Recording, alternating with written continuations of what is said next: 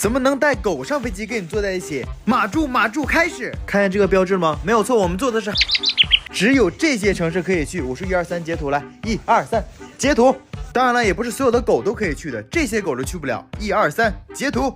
如果这些你都满足了，那你要去准备这些东西。我们以上海为例，首先你得有这个，还有这个。打电话给动物检疫局，告诉他你的航班号，然后办理后边的这个检疫证明。办完以后给航空公司打电话，他会给你发短信，然后让你上传你的证明。确定无后就可以预定宠物进客舱的位置了。注意，一架飞机只能带2只狗，一个人只能带1只。恭喜你快成功了！现在你只需要准备以下几个东西，首先就是包，尺寸在这儿，截图。然后你需要准备的是让它变成鸭嘴兽的橡胶嘴套，还有一片人乳负重的8度空间纸尿裤，并且还要穿一件衣服。然后就是去缴费，金额在这儿。工作人员会带我们去安检，然后上飞机，记住只能坐最后一排。这3件事绝对不能做：第一，给它喂水；第二，给它喂饭；第三，把飞机窗户打开透气。你一定好奇在飞机上会哭闹吗？会，不信你看。